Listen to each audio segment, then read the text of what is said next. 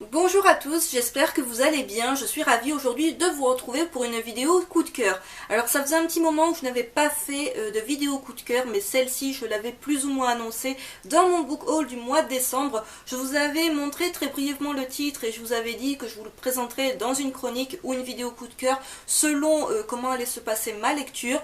Vous l'aurez compris, c'est vraiment une lecture que j'ai beaucoup appréciée. Je vous parle bien évidemment des 7 premiers tomes de La Cité des Esclaves de Shinichi Okada et Hiroto Oishi, c'est publié chez Saka Casterman. Donc il s'agit d'un seinen de genre suspense horreur qui est toujours en cours au Japon avec déjà 8 tomes de paru.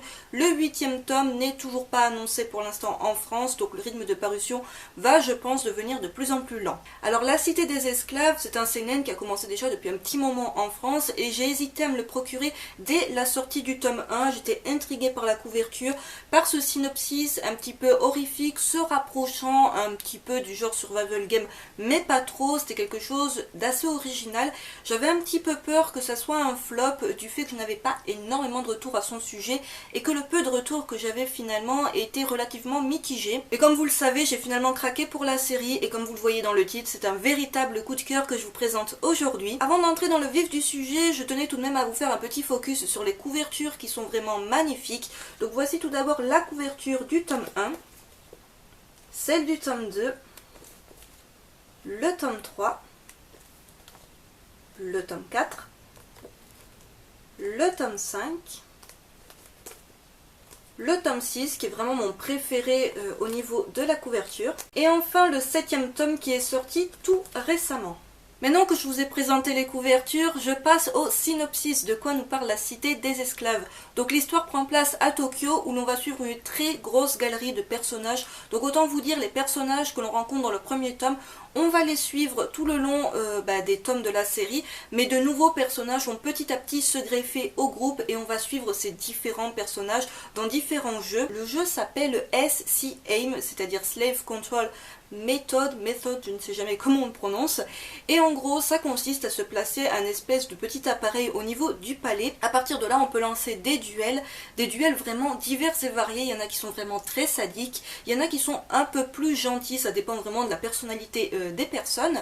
Et en fait, suite au duel, eh bien, il va y avoir un gagnant et un perdant, un maître et un esclave. Certains ont des dessins vraiment très, alors je ne dirais pas maléfiques, mais vraiment très sombres dans le sens où ils veulent un maximum d'esclaves pour vraiment les asservir, mais de manière très dans le pur sens du terme, c'est-à-dire vraiment en faire des moins que rien, tandis que d'autres deviennent des maîtres mais pour de meilleures raisons. Vous l'aurez compris, on va suivre pas mal de personnages, que ce soit des maîtres ou des esclaves ou d'autres personnages, donc c'est vraiment un titre qui se lit hyper vite, il est super addictif.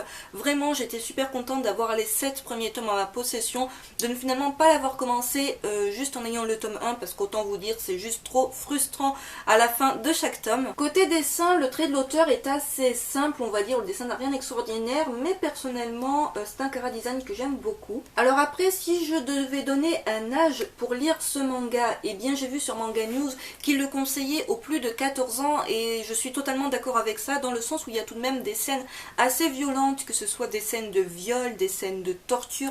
Ça va parfois très loin au niveau de ce que les maîtres font subir aux esclaves, donc rien que pour ça c'est vraiment pas un titre que je vais conseiller aux moins de 14 ans. Au début de chaque chapitre, on a une petite phrase, citation comme celle-ci, que l'on suppose être tirée d'un personnage, et c'est vraiment un petit détail que j'apprécie beaucoup. Les personnages qui au départ ne se connaissaient pas, pour la plupart, vont en arriver à se mentir, à se trahir, à se manipuler, à se torturer également. Ça va vraiment aller très loin pour certains d'entre eux.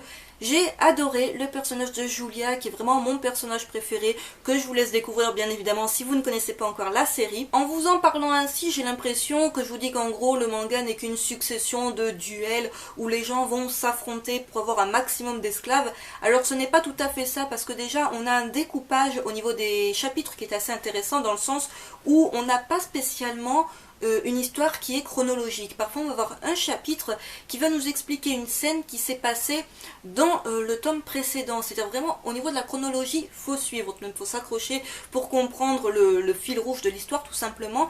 C'est un découpage que j'ai trouvé très particulier mais super intéressant parce que du coup ça rend la lecture dynamique. Voilà, on ne s'ennuie pas, on n'est pas sur une histoire complètement linéaire. Et donc non, ce n'est pas seulement une succession de duels puisqu'il y a de la stratégie, il y a comme je l'ai dit de la manipulation, mais il y a surtout des ambitions derrière tout cela et vraiment un but pour chacun des personnages. Donc il y en a qui veulent juste se sortir de ce jeu de malade, il y en a qui veulent être un petit peu le maître du maximum d'esclaves possible, il y en a qui ont des buts un peu plus nobles que cela et c'est ces personnages là que je trouve intéressants à suivre. Si jamais vous avez envie de vous faire un petit avis à propos du début de l'histoire, je vous mettrai dans la barre d'infos le lien pour que vous puissiez lire un extrait gratuit de ce tome 1. Les tomes sont vendus à 8,45 € puisque pour info, Casterman a augmenté ses tarifs de 50 centimes depuis le début de l'année. Alors je ne rentrerai pas dans le débat pourquoi ils ont augmenté le tarif, tout ça. La maison d'édition s'est expliquée à ce sujet et puis de toute manière toutes les maisons d'édition augmentent leur prix à un moment donné.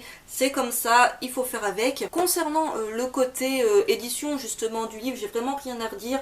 On a du papier qui est épais, alors on n'a pas de page couleur, mais voilà, côté édition, c'est quand même du beau boulot. Alors pour conclure, je vous dirais que ces 7 premiers tomes de La Cité des Esclaves ont vraiment su me convaincre, ça a été vraiment un très bon moment de lecture. Une série que je vous recommande si vous cherchez un manga d'horreur, qui ne soit pas non plus horrifique, mais qui soit tout de même assez violent.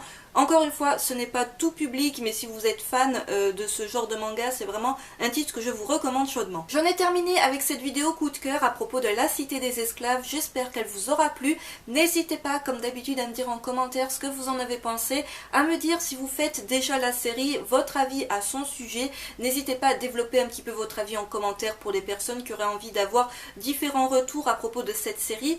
N'hésitez pas non plus à me dire si la série vous tente ou absolument pas. Et n'oubliez pas d'aller checker la barre d'infos si vous souhaitez lire un extrait gratuit du tome 1.